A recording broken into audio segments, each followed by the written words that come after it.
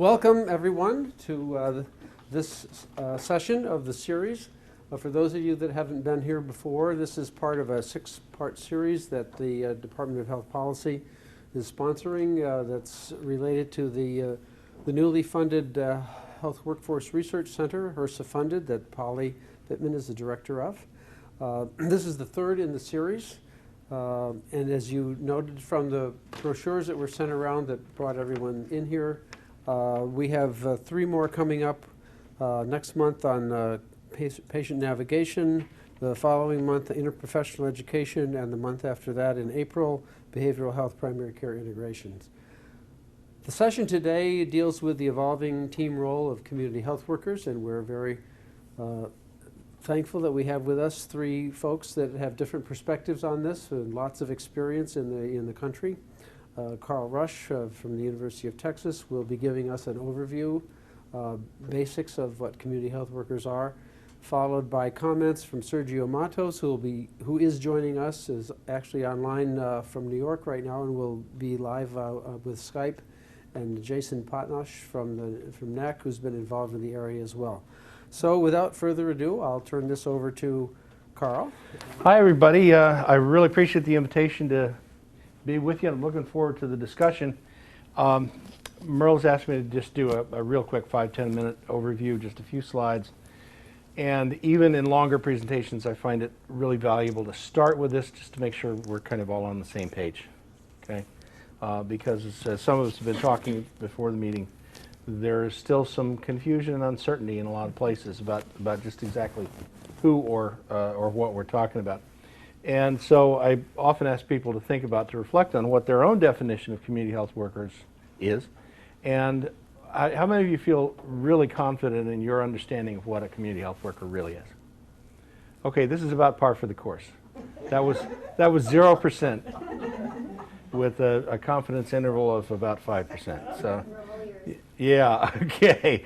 So as I and I know Sergio as well, because he was very much involved in the creation of it. The definition that we advocate is one that was promulgated by the APHA in 2009. I'll just run through that real quickly.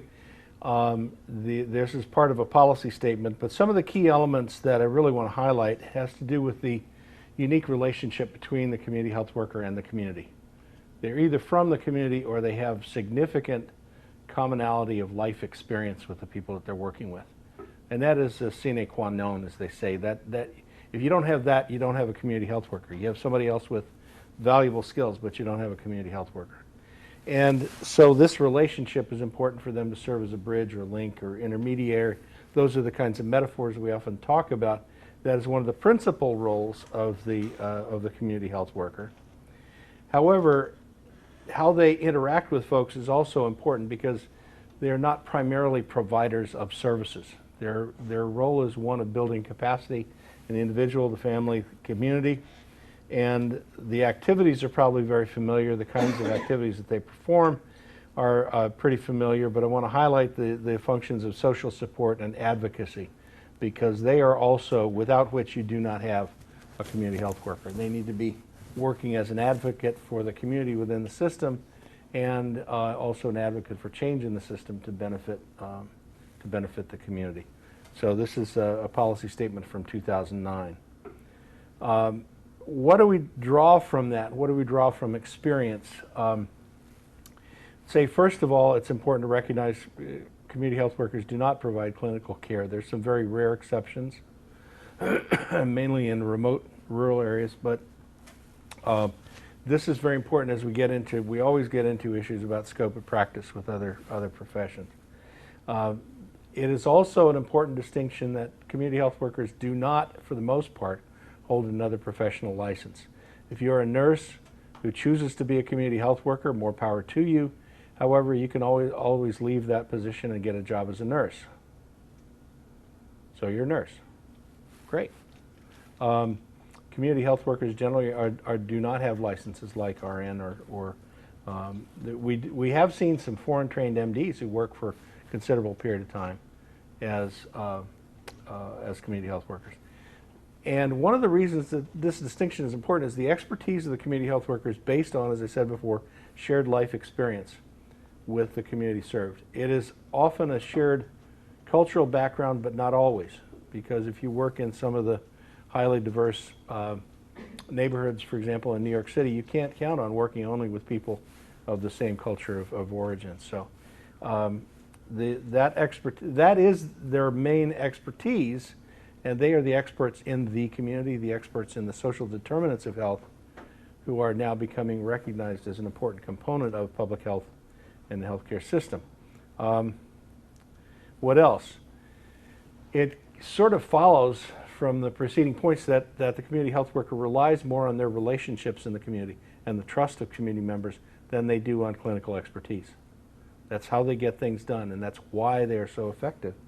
And they also relate as peers rather than clients. They are not operating in a mode of tell me what's going on, I'll tell you what's wrong with you and tell you how to fix it. Okay, the stereotype of the professional-client relationship.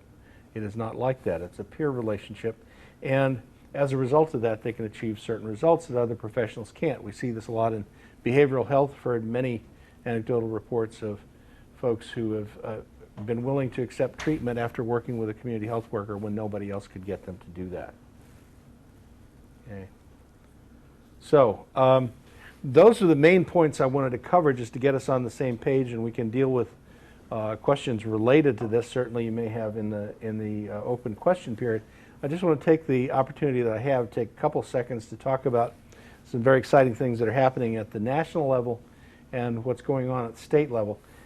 This has slide number 1. There's actually a second slide with more stuff, but I don't really have time for it. CDC now has an e-learning series on policy related to the community health worker workforce. I recommend that, and I can let people know where to find it. The Office of Women's Health has a Women's Health Leadership Institute, which is to provide leadership development opportunities for community health workers. The Labor Department has now recognized the community health worker as an apprenticeable trade, which can open up some opportunities with workforce investment boards and so forth. The Office of Minority Health has a Promotora initiative. They're now calling it a Promotora Community Health Worker Initiative. And there's a lot of high-level participation in the federal government in that. The Labor Department defined occupational classification for community health workers a few years ago, and Sergio and other leaders in the field are working to get the Labor Department to accept the APHA definition, because the current one, which is really kind of a placeholder anyway, is not particularly good in our opinion. So that's one of the very important things going on. Also wanted to mention briefly that some of you are aware a recent Medicaid rules change is redefining preventive services. No longer has to be provided by a licensed clinician, and there's a huge amount of interest in that. There was a meeting just yesterday at the Trust for America's Health with all of the major public sector interest groups there, including the state Medicaid directors. And they're very excited about this rule change, and it's going to take some time, but this is potentially a game changer in the relation of community health workers to the healthcare system. And then finally, this is my sort of very subjective look at what's happening around community health worker policies in the various states. And there, as you can see, there are a number of states that are pretty far down the road in terms of pursuing formal policy proposals. There are only a few states that we haven't really heard much from, and actually I'm starting to hear some rumors out of Kentucky, so we may be able to. I certainly didn't want to use red and blue for this, so so that's basically what I wanted to point out, that there's a flurry of activity in the last few years in these states. In New Mexico, most recently, the governor essentially handed down a decree to the executive branch saying, "I want certification of community health workers. Make it happen." Oh, okay, right. So, so that's an example of some of the things that are going on. I look forward to the discussion with you all, and with that, I would like to turn it over to my friend, colleague, Sergio Matos, who's the executive director of the Community Health Worker Network of New York City, professional association of community health workers, and one of the key leaders nationally in the community health worker movement. So, Sergio, it's the floor is all yours. I'm going to let's see, minimize this and bring Skype up. Let's see if that works. Thank you, Carl. Thank you for having me, everyone, and welcome to this webinar. So I'd like to speak to you in a very brief time that I have about a specific example where we helped a PCMH, a patient-centered medical home, integrate CHWs into their emerging innovation, their healthcare innovation in response to health reform mandates and the triple aim. The full article is published in last month's Journal of Ambulatory Care Management, which I understand will be made available to you. So I'm not going to go into too much specifics about it, but I do want to help you share with you some of the key points that led to the success of this particular intervention.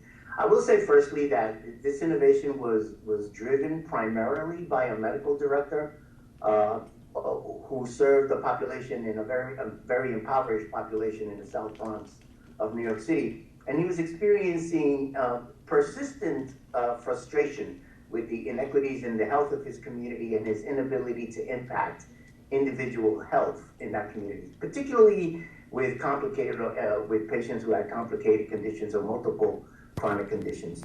He had tried many attempts to address these persistent inequities and had found little success. He tried changing the dynamics of the patient-provider communication and relationship, but that really didn't help. Providers, as much training as he was able to give these clinical providers, they found that they were limited by their need to cover diagnostic and treatment issues that were presented to them, and which were complex. He tried nursing care managers, but nurses had trouble reaching patients who didn't come in for care and didn't have really the ability to go out into communities. And even those that did proved to be financially not sustainable. The nursing care coordination model was really too expensive to sustain. And also nurses tended to not be from the community or to have similar life experiences with patient population. So they were really, it was challenging for them to empathize with the non-clinical needs of these particular complicated populations.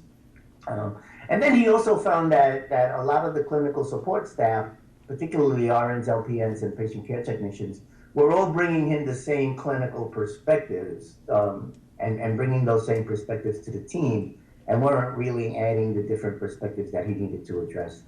And so if you're facing some of those challenges, then this story might be of interest to you.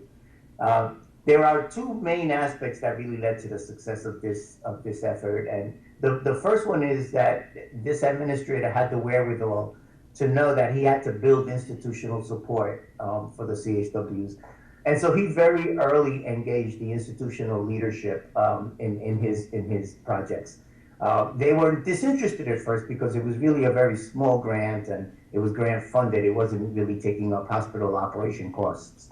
And so he had to work pretty hard to engage them.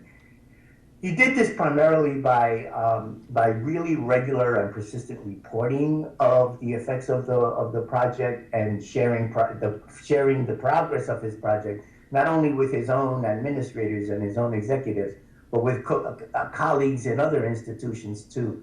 It turned out to be, in retrospect, very powerful when his own medical board started hearing from executives at other institutions about their own project. That seemed to carry more weight than all the good comments that were coming from inside when other executives, when other organizations mentioned it to his medical board. He was also very active in engaging the managed care organization that served their institution. So he made them very aware of cost savings related to lower hospitalizations and ED visits, but also early detection of chronic illnesses and pregnancies, and enhanced income that can come from CHW efforts. So those were some institutional things that he did. I would also say that he was really a very powerful and persistent champion of CHWs, and this turned out to be important also. There were some particular issues with CHWs that we found that led to the success of this intervention. One had to do with some stuff that Carl and Merle already mentioned, is this confusion about who is the CHWs, what are their roles, and what are their skills that they bring to the team.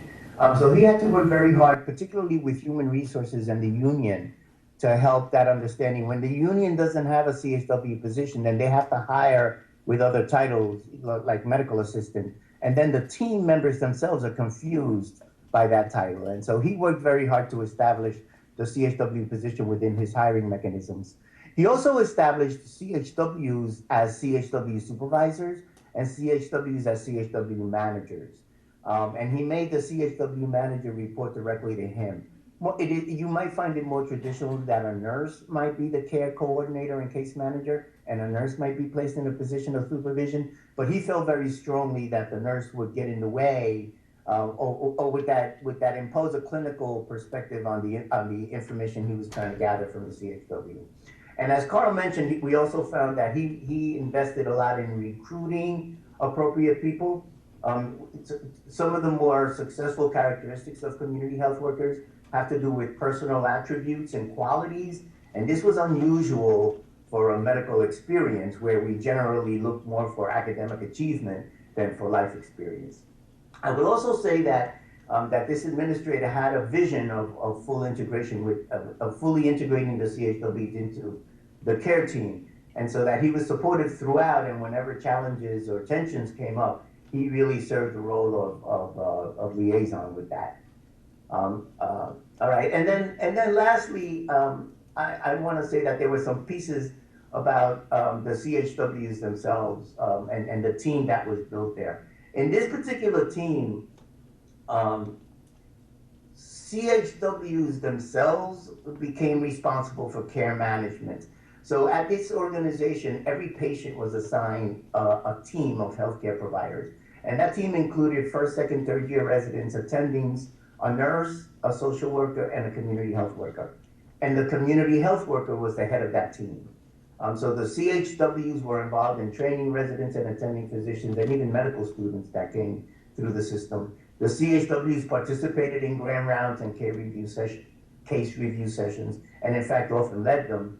The CHWs conducted patient group meetings with the physicians and the CHWs together. The CHWs took physicians on home visits where the physicians were able to actually experience what the CHW did. And CHWs were held responsible for care coordination and care management, which really led to a lot of appreciation on the part of the physicians that were resistant at first. I will say that probably the most important thing that led to the integration of the CHWs and for clinical members of the team to embrace the CHW model was when they started getting that feedback from patients, and when they started seeing themselves that patients that the providers had always considered very difficult patients were really turning around, not only in their clinical outcomes, but in their relationship and interactions at the institution, and how the patients themselves, that's the patient feedback to the providers, where the patients were saying, I want my CHW, where's my CHW? That was very powerful. In addition to the business modeling and all of that other stuff that has to happen. But having a champion with vision, a persistent, powerful administrative champion, and having CHW managers and supervisors report directly to the director were really also found to be very important. So I guess my time is probably up, and I'll turn it over to Jason. Carl and Sergio are the experts in this. There is a gang of probably less than 10 across the country, and they all hang out together and talk about community health workers. And they've let me into this gang at times to talk with them about what I do on a daily basis. I'm the national director for the Community Health Corps project, and this is an AmeriCorps program, 18 years old. You've probably heard about bigger ones than us, Teach for America and City Year. They're all AmeriCorps. But we're the largest healthcare-based program. And our AmeriCorps members, 500 of them, serving full-time in health centers across the country, are community health workers light on some levels. Some are directly from the communities where the health centers are. Some move into the communities and are coming out of college directly and are moving to a new area to serve for a year. But these are individuals who are looking to become part of that primary care system, to really engage the patient and work with the patient, usually meeting chronic care management plans a doctor may have set up for them, or doing outreach and education on specific topics. One of our newest projects is up in Camden, New Jersey, working with Dr. Jeff Brenner and his work through the Camden Coalition of Healthcare Providers, which is involved with the hospital system and the community health centers, and they're actually working with the insurers to get actual claims data. And what they're doing is that they are targeting at-risk patients that come through the ERs every night in Camden, New Jersey, and then they're following up.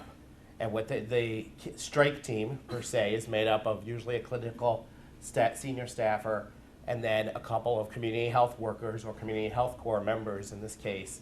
And they start a 60-day intervention with the patient. They get them first on a 30-day clinical rerouting of usually non-compliance off medication, and then 30 days of the social, focusing on the social determinants of health. This is really where the community health worker, I think, plays one of the biggest roles in the healthcare system today, and probably what we're going to see as the growing role, most in a lot of cases. We're seeing it at health centers without our project. We're seeing it across the country, and I know Carl and Sergio probably have known this little secret for years, and we all know that Dr. Jack Geiger may have hinted at this in some of his initial teachings about what a health center should really be. And so what we've seen with the program is this turnaround, patient by patient, not only in Camden, but nationwide. And what I'm hoping to see as part of the community health worker movement, per se, in the years to come, is this recognition from payers that these are services that really need to be reimbursed. This is part of the healthcare system. Whether it is helping that patient get a ramp so that they can get up and down the stairs in their own house now, that is care that has to be treated. This is why many of the patients throughout Camden, multiple times, we saw community health corps members setting up for disability access for many of these patients because they found that that was the biggest challenge that they had in their house. And their family members would literally carry them up 2 flights of stairs at times. And so it was the AmeriCorps members and the time of the community health workers that it took, to get these kind of services involved in them. Access to food, access to healthy food. These are the things where community health workers, I think, play this bigger role that go untapped and are not known about as well within the healthcare system. And I think as we now see the ACA roll out and probably have about 28 more fits and spurts along the way, we're going to see this role that it is a bigger picture than just clinically treating a patient. And this is really where the role of the community health worker comes in most. Looking from the National Association level, what we've seen is the challenges of the lingo. There are those in the community health worker movement. There are those in the Promotora movement. There are those in the Navigator movement. There are those in the AmeriCorps movement. These are, a lot of the same folks thinking about the same items, trying to help the same patients. And so what we don't do a service is if we start confusing the patients. And we get a hospital assigning us a navigator, and then the health center is assigning a community health worker, then a social service agency is assigning a third party to help working with them through another navigator grant that they got from somebody else. So this becomes very cumbersome at times. And I think as a movement of looking at the role of entry-level trained staff to play that non-clinical support role is going to be essential for the clinicians to also be thinking about and how they look to that support staff for these roles, especially since most of this happens outside of 4 walls. And so we're so familiar in the healthcare system of treating what comes into the office or what comes into the hospital exam room, but we have to start moving outside of those walls. And this is where probably some of the most activity is going to happen from a career thinking ladder and a staffing model ladder, is looking at these kind of support roles, especially as community health workers. So I know talking with Carl and others over the years, it's always been this kind of chicken and egg debate. Is certification going to come or is payment going to come? And everybody's going to hold out on both sides for that. But I think Carl's map is wonderful. I know I've shared that same slide in various versions with others when they've asked me about it, where the states are. There are states that are way ahead of the curve. There are states, Illinois, in the last couple of days, are asking for a Medicaid waiver now to actually pay for training of community health workers. Carl and I both raised our eyebrows like, that's a new one. The training is a new one. The payment of their services, seen some of that. But the actual training is new. So this is a very hot topic that's probably one of those best kept secrets still in the healthcare arena. But I'm definitely not going to pretend to be as much of an expert as Carl and Sergio are. But from definitely what I've seen in the community health center world, within our own AmeriCorps program and beyond that, is that health centers, as part of their PCMH accreditation, are really starting to look at these roles in different ways. Many of them had a lot of the puzzle pieces, but now they're trying to figure out how do they become part of that direct care team. So rather than just seeing patients referred out to go to our social services department and go meet with a community health worker, that community health worker is actually part of that care team. And I'll use a final example just right here in Silver Spring.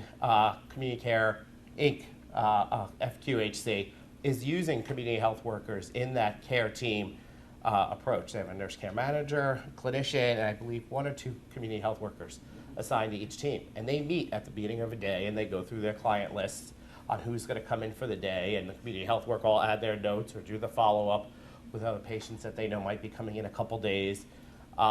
They do the follow-up visits. They ensure that the patient not only feels confident and ready to come in for their visit, but that when they leave, they understand what the doctor is working, hopes that they meet, or what the nurse practitioner asks them to follow up on. And so, as each of you are moving around in your different roles, definitely consider what are the roles that are going to be needed to meet your own care deliverables in your own settings. So I know that we want to keep a lot of open time for questions, and I definitely want everybody to have access to talk to Sergio more about what he's seeing in New York, where Carl sees nationally. So I'll bring Sergio back up on the big screen.